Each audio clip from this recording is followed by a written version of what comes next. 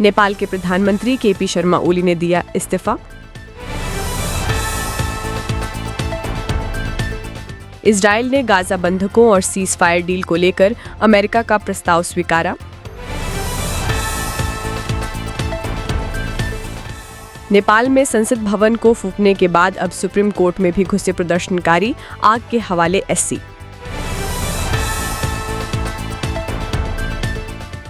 नेपाल के पूर्व प्रधानमंत्री शेर बहादुर देउवा और विदेश मंत्री आरजू देउवा घायल, भीड़ ने पीटा।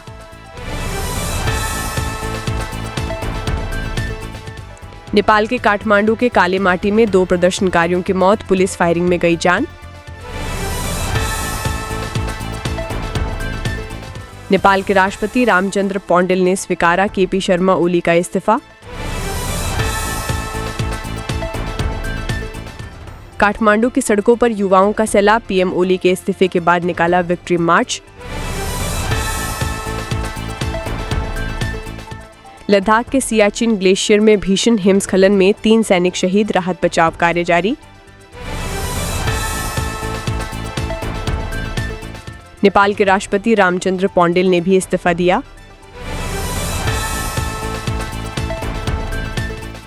नेपाल, बालन शाह ने की प्रदर्शनकारियों से संयम बरतने की अपील, पीएम के इस्तीफे को बताया जीत। नेपाल में प्रदर्शनकारियों ने पूर्व पीएम झारानाथ खनिल के घर में लगाई आग, पत्नी गंभीर रूप से घायल। नेपाल, पूर्व पीएम की पत्नी की मौत, प्रदर्शनकारियों ने बुरी तरह पीटकर घर में लगाई थी आग। नेपाल आर्मी चीफ थोड़ी देर में देश को संबोधित करेंगे। नेपाल, प्रदर्शनकारियों ने तोड़ा जेल का फाटक, सैकड़ों कैदी फरार।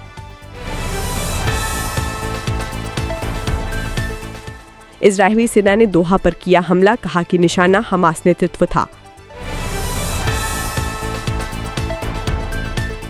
उपराष्ट्रपति चुनाव में 767 सांसदों ने डाले वोट, उपराष्ट्रपति चुनाव पूरा, 767 सांसदों ने डाले वोट, 15 वोट अमान्य। एनडीए उम्मीदवार सीपी राधाकृष्णन बनेंगे भारत के उपराष्ट्रपति, मिले 452 वोट।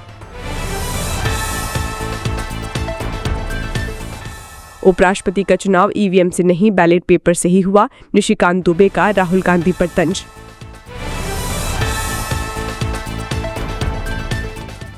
नेपाल, जब तक संसद भंग नहीं होती तब तक कोई वार्ता नहीं होगी, बालन शाह।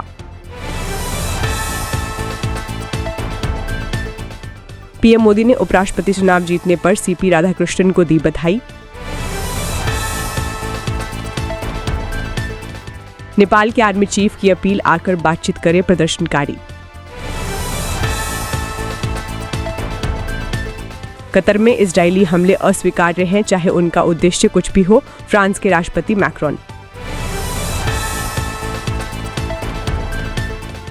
कई युवाओं की मौत दुखद है, पीएम मोदी ने नेपाल के हालात पर जताई चिंता। एप्पल ने आईफोन 17 सीरीज लॉन्च की। हमास पर हमला एक सार्थक लक्ष्य है, इजराइल के अटैक पर व्हाइट हाउस का बयान।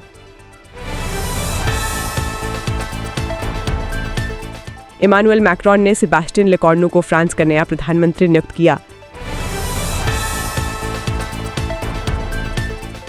राहुल गांधी आज और कल अपने निर्वाचन क्षेत्र रायबरेली के दौरे पर रहेंगे। असम के सीएम हेमंत बिस्वा शर्मा आज गौरव गोगोई परिवार के विदेशी संबंधों का खुलासा करेंगे। ईसी की आज बड़ी बैठक, मतदाता सूचियों के एसआईआर के राष्ट्रव्यापी क्रियान्वयन पर होगी चर्चा।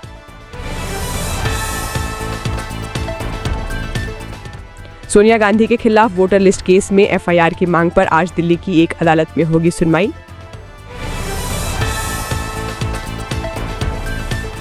आबकारी घोटाला, हाईकोर्ट ने ईडी से मांगा जवाब, केजरीवाल की याचिका पर आज होगी सुनवाई।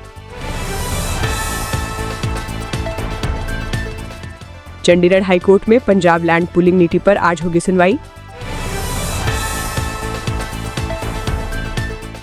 परेड पर बातचीत के लिए उत्सुक, राष्ट्रपति ट्रंप के पोस्ट पर पीएम मोदी का जवाब।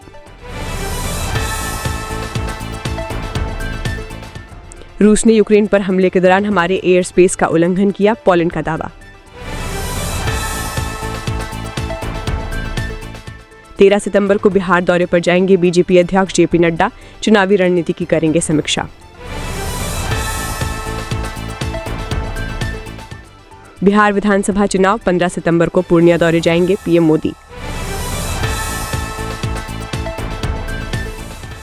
ऑपरेशन सिंदूर के वक्त बहावलपुर और लाहौर में एक्टिव थे 11 इंडियन सिम।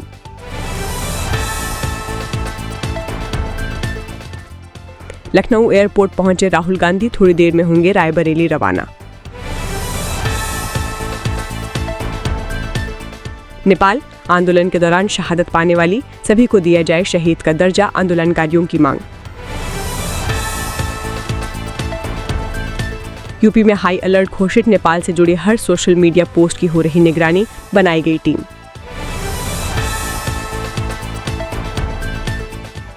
हिमाचल, लंबित आपराधिक मामला होने पर भी पदोन्नति से वंचित नहीं किया जा सकता, हाईकोर्ट ने सरकार को आदेश दिए।